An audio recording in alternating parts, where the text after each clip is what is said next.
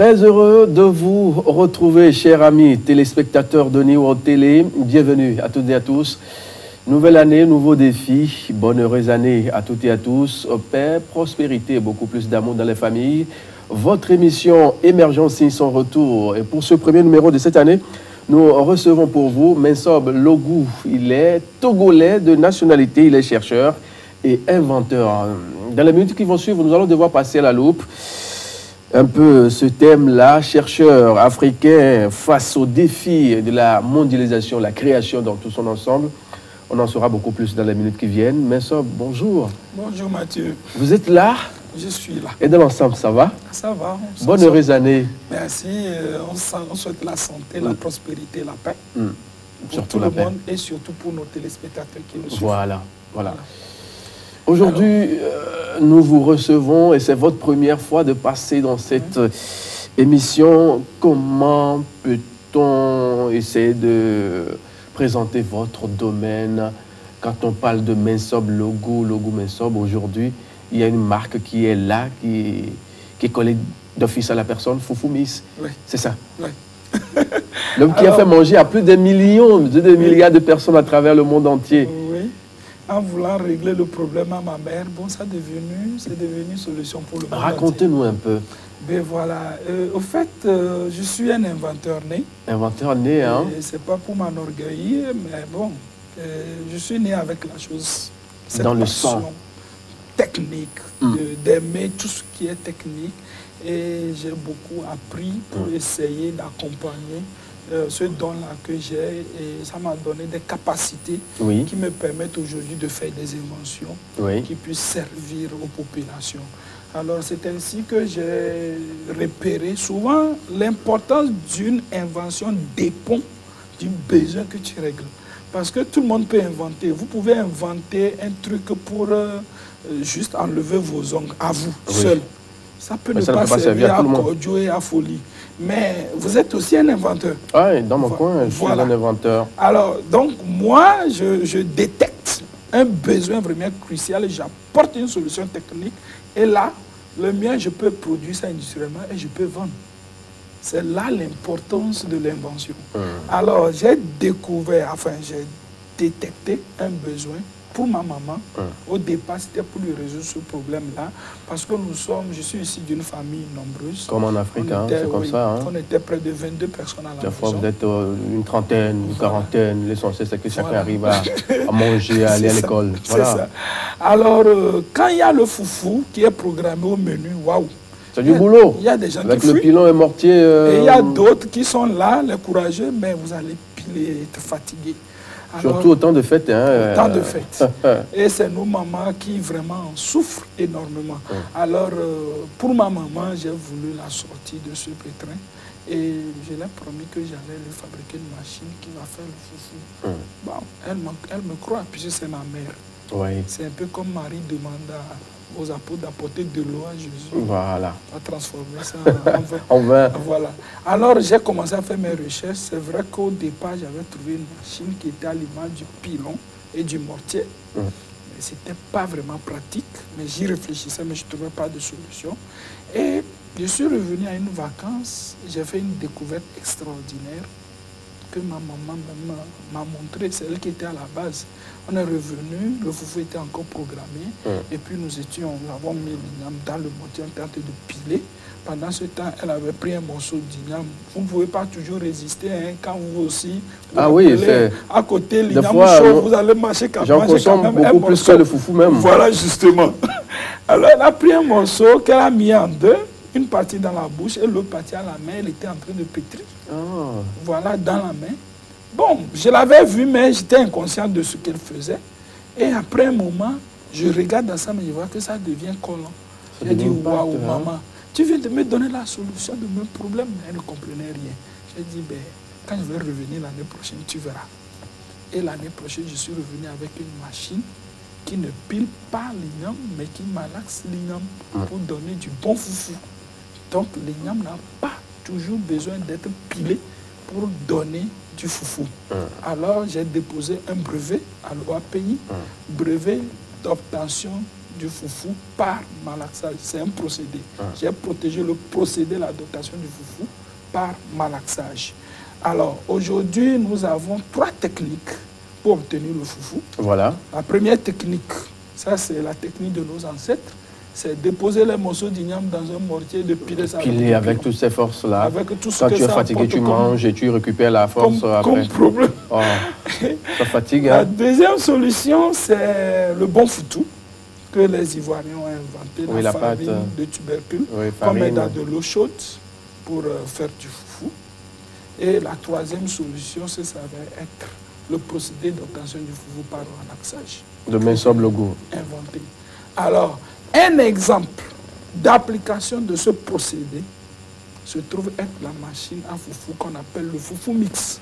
Maintenant, tous ceux qui s'inscrivent dans la fabrication des machines qui tournent ou qui malaxent pour donner du foufou se retrouvent dans mon domaine. Ils ont fabriqué ma machine sans demander une autorisation, donc ils sont en contrefaction. Voilà. Je veux bien comprendre. C'est-à-dire que c'est vous qui avez créé, c'est vous qui avez inventé. Et il ne fait que copier là. Oui. Copier comme on faisait la copie, classe de CM2, on regarde au tableau et puis on copie juste. Voilà. Jusqu'en 1996, il n'existait aucune machine au monde ça. Pour faire le foufou. Ouais. Moi, j'ai sorti cette machine encore en 96. Petit là. J'étais même pas encore au lycée. Et j'ai sorti cette machine. Et c'était dans la naïveté qu'un journaliste m'a convaincu pour me dire que je dois publier ce que j'ai fait pour obtenir du financement. Alors que c'est un reporter qui doit monter une vidéo pour participer à un concours de la francophonie. Quelque chose comme ça. Et il a filmé tout. Il m'a dit démonter, j'ai démonté. Ben, je lui avais quand même dit, mais ce que je fais là, normal, je ne dois pas faire voir ça. Il m'a dit non, fais-le. Ça, c'est le secret professionnel. Voilà, il a abusé de votre confiance. Oui, de ma naïveté. Donc, il m'a dit de le faire, mais avant de publier la vidéo, il va me montrer, je vais voir les parties clés qui ne marchent pas, bon, on va les sortir. Après, je retrouve la vidéo sur YouTube. Jusqu'à aujourd'hui, si tu tapes Foufou, mais tu fouilles bien, tu vas trouver cette vidéo. J'étais très jeune. Tu vas trouver cette vidéo. Et cette vidéo, la RTI la joue au moins 2 ou 3 fois par mois. Hein. Et c'est chaque mois, même la vidéo publiée, vous allez voir, c'est marqué RTI. Et c'est comme ça qu'à partir de ce moment que les inventeurs de machines à foufou sont nés un peu partout dans la sous-région. Voilà comment ma technique est sortie. Mais heureusement, à ce moment-là, la technique n'était pas vraiment développée. Et donc, moi, j'ai fait des développements aujourd'hui. Le niveau où je suis n'a rien à voir avec ce qui a été publié. Mais tous ceux qui me copient, depuis mes frères africains de la sous-région jusqu'aux Chinois, ils sont sur la première technique qu'ils ont vue. Celle togolaise. Et moi, actuellement, en tant que société Foufou Miss SA, nous utilisons autre technique beaucoup plus améliorée qui résiste et pour laquelle nous donnons 1 an de garantie pour nos produits. Et cette technique-là, bon, c'est incompétent. Comment se présente le domaine de l'invention aujourd'hui au Togo? Qui sont ceux-là qui sont des inventeurs ou bien des chercheurs? Comment ça se fait concrètement? Bon, au fait, il y a une différence entre chercheurs et inventeurs. On parle de chercheurs, c'est les universitaires qui font des recherches. Le professeur, là, voilà, et qui fouille. Voilà, et qui publient leurs recherches pour obtenir les grades. Donc, ils n'ont pas souvent besoin de rentrer dans leur fonds de recherche. Bon, nous sommes dans le privé et nous faisons aussi des recherches pour trouver des solutions aux problèmes que nous détectons. Et là, nous prenons le nom d'inventeur. Maintenant, quand vous trouvez la solution, il faut valoriser cette invention-là pour pouvoir, valoriser économiquement, pour pouvoir rentrer dans ces fonds de recherche en fait. Donc voilà la différence entre chercheur et inventeur. Mais aujourd'hui au Togo, on peut compter une douzaine. Une douzaine. Oui. Ils sont dans quel domaine? Toujours de l'agroalimentaire ou d'autres domaines également? Bon, agriculture, alimentation, comme vous l'avez dit, agroalimentaire. Et il y a une bonne partie que je n'ai pas compté dans les douzaines là, qui font de la tradithérapie. Eux aussi sont des inventeurs? Disons, c'est des tradithérapeutes. Bon, on peut dire que c'est des inventeurs dans leur domaine. Dans leur domaine. Ils cherchent. Oui, ils cherchent. Ils créent. Voilà. Donc voilà un peu la différence que nous avons. Voilà, au vu de tout cela, est-ce qu'aujourd'hui, le Goumesob, à travers cette démarche qui consiste à produire davantage à travers l'Afrique et dans le monde entier aujourd'hui, est-ce que dans votre démarche, il vous est arrivé quand même de vous affronter à d'autres à travers le monde, à aller à des rencontres de chercheurs ou bien des inventeurs? Oui, nous avons des rencontres qui s'organisent par, je vais commencer par l'OAPI, l'Organisation africaine de la propriété intellectuelle, qui organise les SAI, les Salons africains d'invention et d'innovation technologique. Et c'est biannuel en fait. Biannuel, hein, donc 2 fois dans l'année. Oui, ça se fait, disons, dans les 16 États membres. De la CEDEAO. Ils font le tour des États. Donc cette année, si on le fait au Togo, l'année prochaine, on peut le faire dans un autre pays. Donc le SAIT qu'on a eu à participer tout dernièrement, c'était à Cotonou. Oui, que nous avons été. Vous avez été nombreux, hein? Oui, on était quand même nombreux. Sur le plan sous-régional, on est nombreux. Et nous sommes en train de faire un travail en collaboration avec l'OAPI pour voir dans quelle mesure on peut essayer de travailler un peu la compréhension de nos gouvernants sur leur faire comprendre la richesse que l'invention peut constituer pour le développement d'un pays, pour qu'ils s'impliquent mieux que ceux qui font. Vous étiez au nombre de combien de Togolais à participer à cette rencontre-là, ou bien vous êtes l'unique personne? Non, je n'étais pas unique, on était à peu près 4 personnes, je crois, à participer. Parce que c'est une question de moyens. Il y a l'OAP qui prend en charge 2 personnes. Et là, vous allez, si vous avez des moyens. Bon, moi, je n'ai pas été prise en charge, j'étais plutôt un panéliste pour partager mon expérience. Et tenez-vous bien, je fais partie de... Enfin, je peux dire, je suis l'unique inventeur à avoir pris une invention qui est une machine du niveau d'invention. Elle a mené au niveau de produits dans toute la sous-région, l'espace OAPI. C'est-à-dire que... C'est-à-dire qu'aujourd'hui, une invention, pour que ça arrive à l'étape de produit, est un chemin très long et très coûteux. Ce n'est pas évident. Mais donc, vous avez bravé plus si vous avez le temps et vous avez aussi les moyens financiers, il vous faut aussi le savoir-faire. Il vous faut cette capacité d'entrepreneur aussi pour pouvoir combiner tout ça là et s'en sortir. Et je suis le seul dans la sous-région à avoir mis un produit, enfin une invention, à le transformer en produit, mais ça sur le marché, et que c'est ce niveau, cette ampleur-là. Donc, nous sommes, disons, les Togolais les premiers et les seuls à le faire. Il y a un autre monsieur qui a sorti ce qu'on appelle le Apipalu. C'est un produit contre le palu. Lui, il doit être béninois. Oui, il est béninois. Ça, c'est dans le domaine de la santé. De la santé. Mais en termes de machines, c'est un domaine un peu différent. Il faut maîtriser l'art de la technologie industrielle pour pouvoir faire sortir ça. C'est pas évident. Foufoumis abonde maintenant sur le marché. Oui.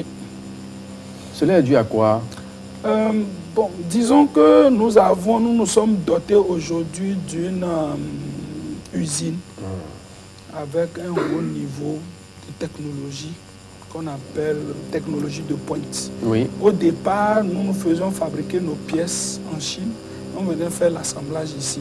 Comme nous avons gagné un peu de moyens, nous avons commandé des machines numériques que nous utilisons et ça nous permet de faire de production de masse et de pouvoir envahir le marché.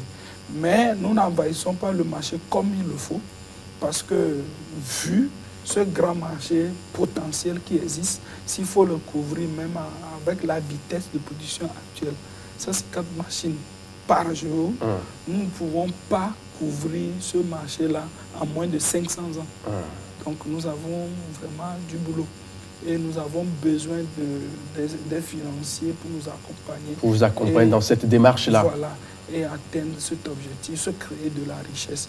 Mais quand le terrain est vide, eh bien, les contrefaçons vont essayer de le... Ça abonde maintenant, ils sont un peu partout, on voit Foufou Miss qui est contrefait. Voilà.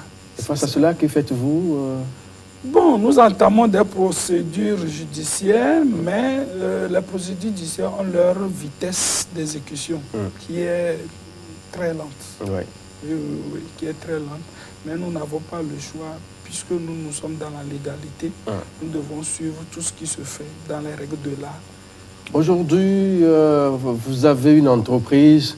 Vous exploitez combien de personnes à peu près Nous sommes à une trentaine de personnes. Trentaine de personnes. Oui, aujourd'hui, dans notre unité de production. Et normalement, si tout va bien, nous avons les financements qu'il faut. Nous devons multiplier ce personnel-là par 10 pour que nous puissions couvrir vraiment le besoin que nous avons aujourd'hui. Voilà. Donc, ce qui explique aujourd'hui nos ruptures, c'est que le marché est plus grand, plus énorme que nous. C'est un domaine porteur. Je ne sais pas par quel moyen il faut expliquer ça aux investisseurs pour que les investisseurs viennent à nous. Nous les poussons et fuient. Parce que, bon, c'est difficile. Cela dit à quoi pas C'est difficile de croire à la capacité africaine. Tu sais, on n'est jamais prophète chez soi. Hein? Ouais. On n'est jamais prophète chez soi. Et nous avons une très grande capacité aujourd'hui. Mais nos investisseurs, nos opérateurs économiques ne veulent pas croire. Ils préfèrent investir dans d'autres choses beaucoup plus... porteurs en même temps de l'argent. Ou qui...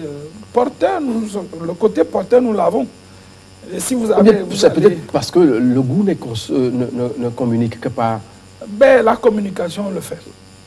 Et surtout autour du fait que nous ayons, enfin nous voulions ouvrir notre capital, nous avons fait une grande communication sur les réseaux sociaux et sur les médias, comme quoi nous faisons vertu de notre capital. Mais jusqu'à aujourd'hui, quand vous allez voir la SGI, la SGI vous dira le nombre de personnes qui est venu se présenter. Mais la dernière fois, nous avons lancé notre ouverture avant que Aura Bank ne lance son ouverture. Aura Bank a bouclé en une semaine. Vous comprenez? Donc, ça vous permet déjà d'avoir une idée de comment ça se présente. Ça va venir. Mais en réalité, ben, la richesse est là. C'est un peu comme vous prenez de la banane, vous gardez la peau et puis vous jetez la banane même. Donc, voilà. Ça va venir. On va devoir marquer une pause pour se retrouver dans la deuxième partie de cette émission Émergence qui reçoit aujourd'hui Messob Logou. Il est inventeur togolais. Il est le patron de cette marque qui fait la fierté du Togo à travers toute l'Afrique et dans le monde entier, Foufou Miss Exa. À très bientôt.